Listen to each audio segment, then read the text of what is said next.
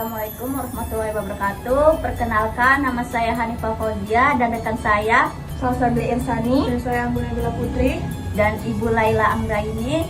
Kami dari kelompok 2 ingin menunjukkan hasil karya kami dengan tema Provinsi Jawa Tengah dan ibu kotanya Semarang. Berikut ini kami akan menunjukkan hasil dari yang pertama itu adalah rumah adat, dan yang kedua ada suku-suku, dan yang ketiga ada ciri khas di Jawa Tengah, dan yang keempat ada talian, dan yang kelima ada baju adat, yang keenam ada makanan, dan yang ketujuh ada alat musik tradisional Jawa Tengah. Simak video kami.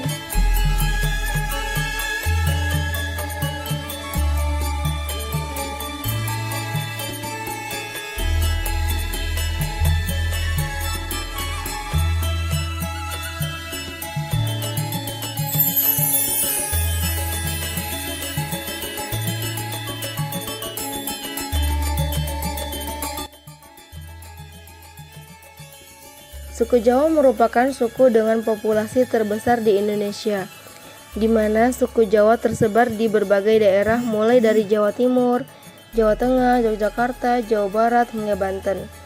Bahkan menurut Badan Pusat Statistik, suku Jawa memiliki total populasi yang signifikan, yakni 95.217.22 jiwa. Secara historis, suku Jawa juga menjadi titik sentrum di masa kerajaan, penjajahan, kemerdekaan, hingga pasca kemerdekaan. Dalam konteks antropologis, suku Jawa dianggap memiliki budaya yang menonjolkan sisi keseimbangan, keselarasan, dan keserasian dalam kehidupan. Ada beberapa budaya Jawa yang terkenal seperti wayang kulit, keris, batik, gamelan, dan kesenian-kesenian lainnya.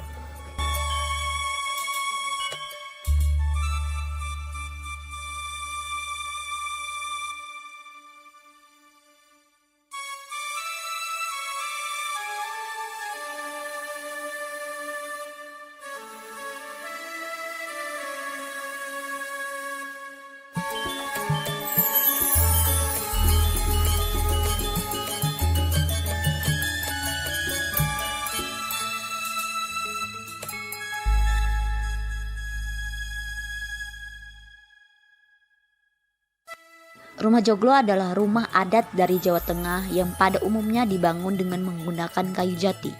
Ciri khas rumah joglo dapat dikenali pada atapnya yang berbentuk tajuk atau semacam atap piramida yang mengerucut. Istilah joglo sendiri berasal dari kata tajuk dan loro yang disingkat juklo dan memiliki makna penggabungan dua tajuk.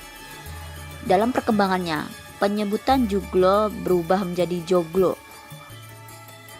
Rumah joglo merupakan sebuah simbol yang menunjukkan status sosial masyarakat Jawa zaman dulu. Maka dari itu, meski dikenal sebagai rumah orang Jawa pada zaman dulu, tidak semua masyarakat Jawa mampu membangunnya. Orang yang mampu memiliki rumah joglo adalah masyarakat yang status sosialnya tinggi dan kemampuan ekonominya lebih. Hal itu dikarenakan bahan yang digunakan untuk membangun rumah joglo adalah kayu jati yang kualitasnya sangat bagus dan harganya mahal. Selain itu, biaya pembangunan juga tinggi karena waktu yang dibutuhkan untuk mendirikan rumah joglo sangat lama. Maka tidak heran apabila zaman dulu hanya raja, bangsawan, dan orang kaya yang mampu membangun rumah joglo. Ada pula bagian-bagian dari rumah joglo, yaitu rumah joglo pada umumnya terdiri dari 3 bagian, yaitu pendapa atau bagian depan, peringgitan atau bagian tengah, dan dalam atau ruang utama. Setiap bagian dari rumah joglo memiliki prinsip hierarki atau tingkatan dalam struktur rumah yang unik. Prinsip tersebut berupa bagian depan rumah yang memiliki sifat umum, sedangkan bagian belakang memiliki sifat yang khusus. Oleh karena itu, akses untuk masuk ke bagian belakang rumah hanya diberikan pada orang-orang tertentu. Selain itu, rumah joglo juga memiliki 4 tiang penyangga atau soko guru di tengahnya yang berukuran lebih tinggi dan digunakan untuk menopang atap. Makna soko guru rumah adat joglo adalah gambaran kekuatan dari 4 penjuru mata angin. Oleh karena itu, masyarakat meyakini bahwa berlindung di rumah joglo dapat menghindarkan mereka ketika bencana datang.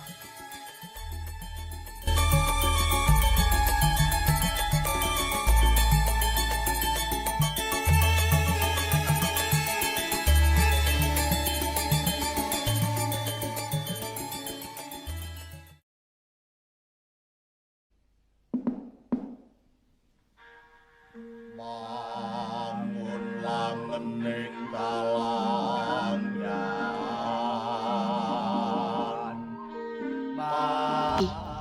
Tari Serimpi berawal dari masa kejayaan Mataram saat Sultan Agung memerintah pada tahun 1613 sampai dengan 1646. Tarian ini dianggap sakral karena hanya dipentaskan dalam lingkungan keraton untuk ritual kenegaraan sampai peringatan kenaikan tahta sultan. Tari Serimpi merupakan tarian yang dulunya hanya dipentaskan oleh kalangan interna keraton.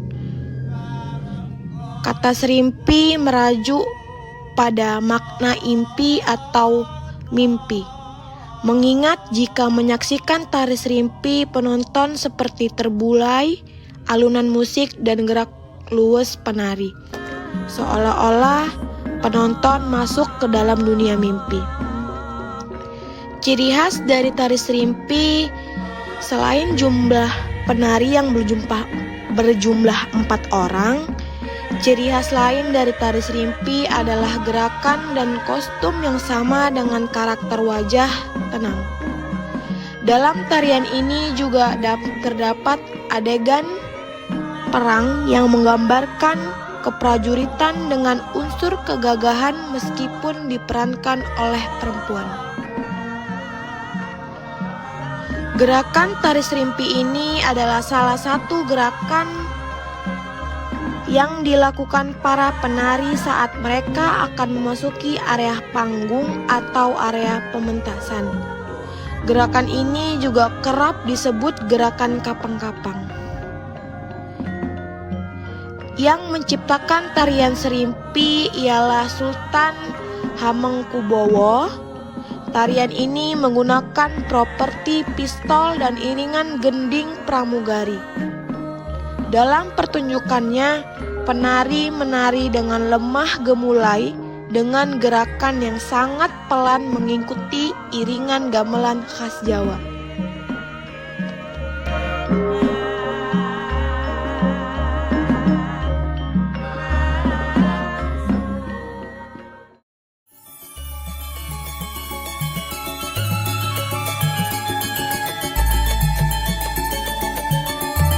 Kanigaran adalah dandanan khusus pengantin yang berasal dari keluarga kerajaan Kesultanan Yogyakarta.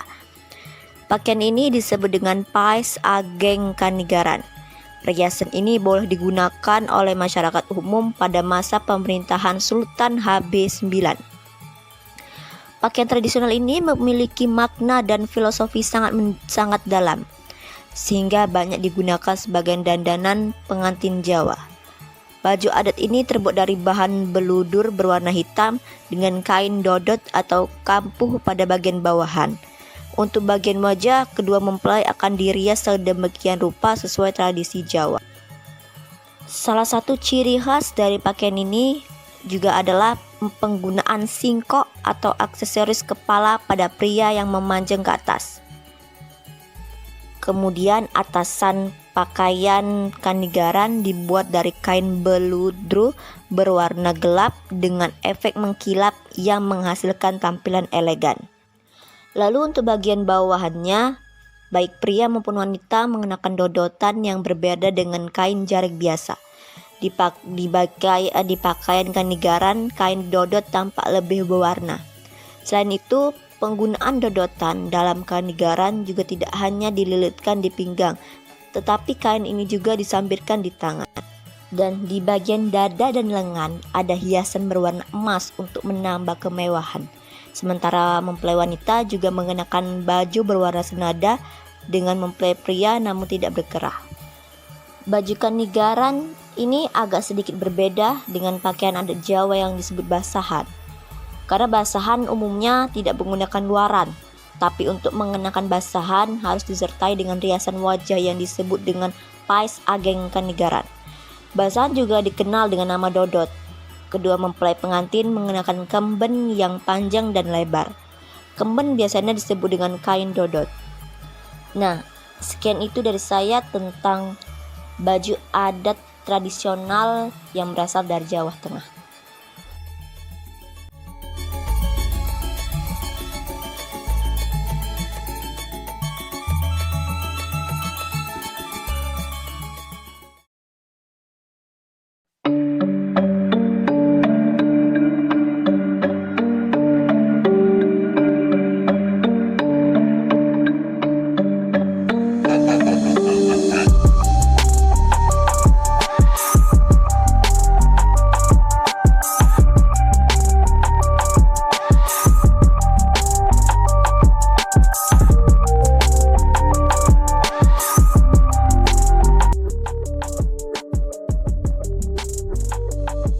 Lumpia adalah makanan atau cemilan peranakan dari budaya Cina dan budaya Semarang. Pada 1 abad yang lalu, pasangan suami istri yaitu Chowa Taiyu adalah lelaki keturunan Cina, Tionghoa dan Warsi adalah seorang asli Semarang. Mereka menciptakan suatu makanan atau cemilan yang dinamakan lumpia. Lumpia atau yang juga kerap disebut lumpia ini kali pertama muncul di kota Semarang pada abad ke-19. Makanan ini kali pertama diperkenalkan seorang warga Tionghoa bersama Tio Taijo yang memutuskan pindah membuka usaha makanan khas Cina di kota Semarang. Keunikan dari makanan ini adalah kulitnya yang terasa renyah setelah digoreng. Usaha lumpia Semarang ini kemudian dilanjutkan oleh cucu Tejoa dan Wasi. Saat ini lumpia yang bermula dari Tejoa dan Wasi sudah terpecah menjadi lumpia Gang Lombok, lumpia Jalan Pemuda, dan lumpia Jalan Mataram.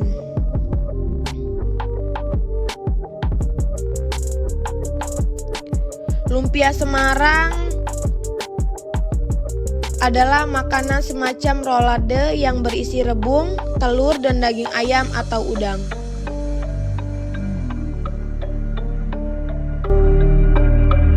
Cara membuat lumpia: ambil kulit lumpia dan masukkan isi lumpia.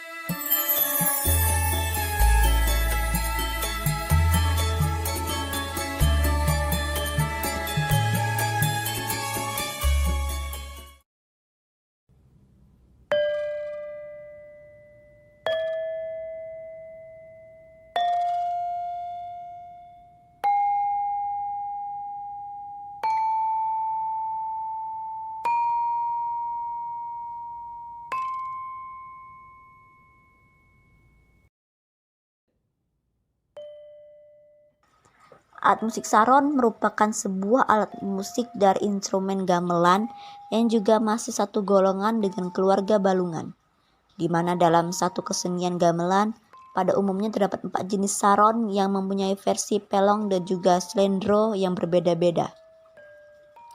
Alat musik saron juga merupakan suatu kesenian tradisi yang lahir dan juga berkembang di Pulau Jawa, di mana juga telah diketahui bahwa alat musik ini pertama kali sudah dimainkan dalam suatu pertunjukan yang diadakan di Candi Borobudur, tepatnya pada abad ke-9. Sebelumnya alat musik ini juga ada yang berpendapat berasal dari suatu dekomposisi instrumen gambang. Tetapi pendapat tersebut telah dibantah oleh Matthew Hood, yakni dengan cara mengaitkannya dengan preferensi oktav tunggal dari bentuk dan juga karakteristik utama pada Pathead. Hal tersebut juga diperkuat karena masih belum adanya bukti yang cukup kuat dan juga terlihat nyata bahwa Gangsa Gambang tercipta lebih dahulu jika dibandingkan dengan Saron. Sehingga bisa disimpulkan bahwa teori dekomposisi tersebut masih belumlah kuat. Alat musik Saron bukan termasuk ke dalam jenis alat musik yang bisa dimainkan secara individu. Hal ini dikarenakan pada umumnya alat musik ini akan dimainkan dalam satu kesatuan dari kesenian gamelan Jawa.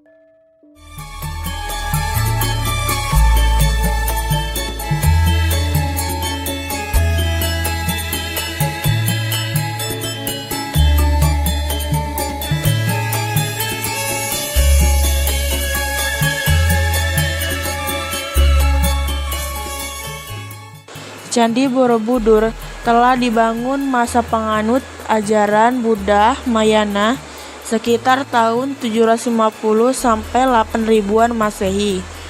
Pada masa pemerintahan Wangsa Shailendra dan bangunan ini Islami, gagasan dari India antara lain stupa, yaitu lambang dari agama Buddha yang berbentuk mangkok terbalik. Dan stupa dalam Candi Borobudur juga sering disebut berbentuk lonceng. Ada lagi mandala, sebuah konsep yang memang dipakai untuk editasi dan bisa berbentuk benda untuk memusat perhatian.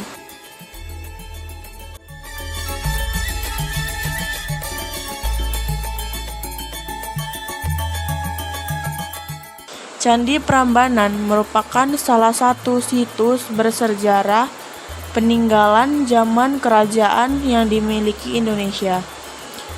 Candi Prambanan terletak di Jawa Tengah dan dikenal sebagai kompleks candi Hindu terbesar di Indonesia. Candi Prambanan sangat kental dan erat dengan legenda Roro Jongrang.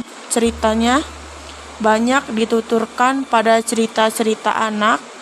Terlepas dari legenda tersebut, Candi Prambanan memiliki sejarah dan asal-usulnya sendiri.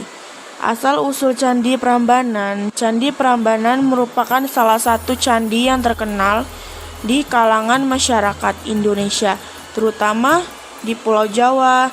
Candi yang terletak di Jalan Raya Solo Yogyakarta No 16 Karangan Boko Harjo, Prambanan Kabupaten Sleman, Daerah Istimewa Yogyakarta itu merupakan candi yang terkenal dengan legendanya.